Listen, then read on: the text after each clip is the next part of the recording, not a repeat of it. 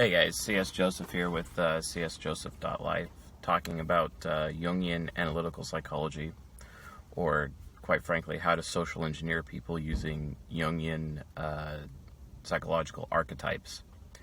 So in the last video, we talked about extroverted feeling. So that's the third in the 4 cognitive functions that are associated with judgments or decision making. And today's topic is going to be introverted thinking, also known as TI, or big T, little I, introverted thinking. So, what is introverted thinking? Introverted thinking is basically logic. It's the individual true-false judgment. We've already talked about rationale, where it's the collective true-false judgment, where collectively majority rules as far as decisions that are being made. That is also kind of the same with extroverted feeling. The reason for that is because with extroverted feeling, it's majority rules with the good or bad. So, for example, we talked about introverted feeling yesterday with morals. Morals is the personal value judgment. The collective believes abortion is a good thing, but an individual may feel that it is a bad thing. That's the difference between ethics and morals. And the difference between rationale and logic is that the collective may believe something is true or false through statistics or data, but logic is when the individual believes something is true or false. So let's explore that. If you remember in our video about TE or rationale, we had that model where we had 10 tables set up with 10 thoughts at each table, and they're all going true false at the same time per table, and each of the cues at each table is getting shorter and shorter because those are the thoughts and majority rules. If 6 out of 10 said yes or no towards true false, that's how the decision was made. Someone who makes decisions by logic with TI has one table with like 100 thoughts at that table, and they're all going true false, true false, true false, true false on a case-by-case basis really quick. So a TI user would be an ENFJ, an ESFJ, an INFJ, an ISFJ, ENTP, like my type, ESTP, INTP, or ISTP. So those are the 8 archetypes that have introverted thinking in their top 4 functions, their egos, and that's what I call TI users, essentially. Now, of course, some TI users prefer to use extroverted feeling more, because TI is in an axis with extroverted feeling. So if you have extroverted feeling hero, you automatically have introverted thinking inferior, hero being at the top of the 4, inferior being at the bottom of the 4, and then obviously you have parent and child in there as well. And if you have, let's say you had TI parent, that means you have FE child. That's what I have, for example. But logically speaking, because it's introverted thinking, that is kind of the formula it follows within the human mind. So, again, it's just true-false. It just becomes this rapid form decision-making based on if this, then this. If that, then that. If this happens, then this will happen. Or if this happens, I'm going to make this decision. It's basically constant Boolean decision-making, going back and forth, true-false processing. A person who utilizes logic can actually arrive to truth, or a form of truth, of true-false, because it's more of like an individual making that decision instead of the collective. We all know how logic can be flawed with logical fallacies, but even like a logical fallacy like ad hominem, for example, ad hominem is basically extroverted feeling in a logical argument. Because they're both linked together on that axis, someone's positing a point with their TI, but then it causes an emotional response. I think, therefore you feel. That's how our sentences work. Or if you're having an emotional reaction, that gives me a thought judgment about it, a true-false judgment. Whereas if you're having a feeling about something, that would give me like a label judgment, a rational judgment. Oh, you're feeling that way, or or I'm feeling that one way, or if I'm feeling one way, someone else would have like thought judgments and they'd like label me because of my feelings, apparently, that I'm sharing with them. So FE, with it being linked to TI, there's always this emotional tinge to people have to truth. Because, for example, you get into an argument with somebody, or you're explaining something to somebody, and it's like, oh, well, you're very argumentative. And it's like, no, I'm just telling you the truth. Well, see, people always have an emotional reaction to truth, just like people have an emotional reaction to data. Although a person's emotional reaction to data, it's like, okay, this is good or this is bad, this has a good or bad outcome. It's not really as much a true-false outcome when it comes to the individual. When someone's talking about ethics, then you get into the gray area, or the black and white area of true-false. So this person makes an ethical judgment, people around them are having true-false reactions to their ethics. When they say that abortion is okay, and then someone might say, well, no, I don't think so. They're not saying, no, I don't feel so. They're saying, no, I don't think so. And there's a reason for that. Again, it comes out in our sentences.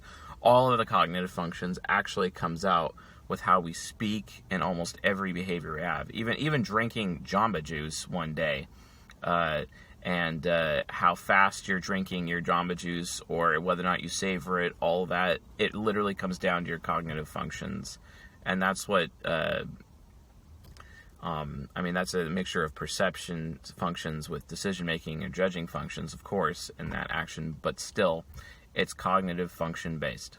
Remember, cognitive functions are frequencies in which your brain or your mind can tune into for decision-making and information gathering. And introverted thinking is no different. So let's talk about some of the types that have introverted thinking. So there's the ISTP, that's the Craftsman, also known as the mechanic. The mechanic uses it to logically figure out a mechanical system, for example. They're the ones that invent this amazing skateboard with an engine attached to it, and then they're crazy enough to go try it out, right? That is a craftsman. Or you have the ESTP, also known as the persuader, who's basically there for looking at existing structures, looking at existing systems, and if they think that there's any falseness to that structure, it could be a fault, like, for example, rules. They like to test out rules and boundaries to see if they're actually worth being there. So rules and boundaries are attached to rationale. We're trying to see if it's worth being there. That's an FI approach. But they have FI tricksters, so there's a lack of awareness of FI there. So they can really, really judge very critically how that system and rule works by putting it into practice. And they give other people experiences with their SE hero from a logical point of view. Okay, well, how do you feel about this rule and whatnot? And then they'll intentionally break the rule in front of others. To see if there's a reason to have that rule there. And if there is no reason to have that rule there, they'll never follow it, ever. If they don't think that rule should exist, then they're never going to follow it. Because the ESTP exists to test the structure, and if it has weak points, weakness in the rules, weakness in its logic, for example, because they'll look at it, why does everyone think this is okay? This is obviously not okay, because if this is going to happen, then this is going to happen, and this person's going to get screwed.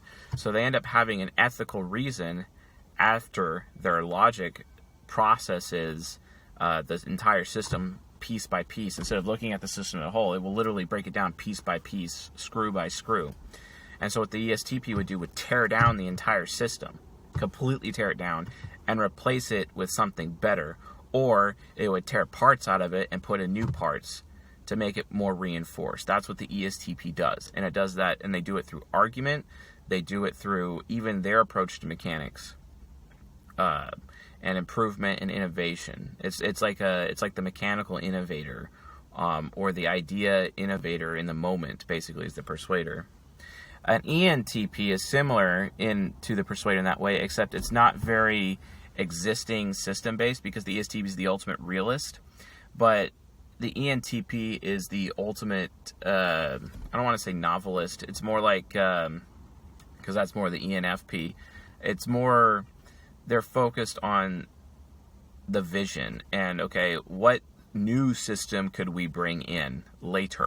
It's not about what's going on right now, which is the perspective of the ESTP. They're very future oriented with it.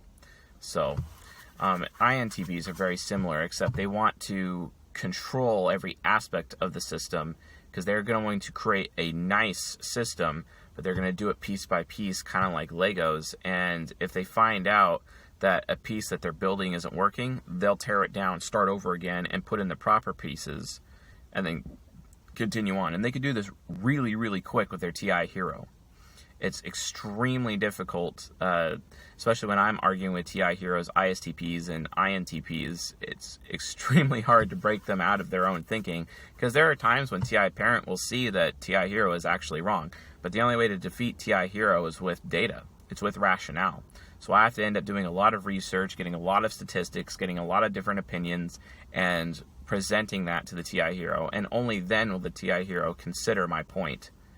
So TI can get stuck in its thinking. TI can have flawed logic. But that's what rationale is for, to help keep it in check. That's what ethics is for. Because an ethical person can be like, oh, you're saving the world, TI, great. TI hero, save the world. But you're hurting the children in the process. There's collateral damage. The ethics will get involved and help keep TI in check. People with high TI also tend to have people label them as arrogant. It's because they're just so focused on what's true that it's not about how they feel about it. Because from their point of view, absolute truth is a real thing, and truth is undeniable. If this is true, it doesn't matter how anyone feels about it. It doesn't matter what anyone's emotions are about it. It's true, and people should just deal with the hard facts and deal with the harsh truth and grow up and learn, right? And improve themselves. TI is all about improving, because the TI truth comes out, which causes the ethics in that caring FE function on the axis to care for others and to improve them and make them better. So TI is like fire. It burns things, but it purifies with the FE on the other side of the axis. And that's why you have people who have harsh truth.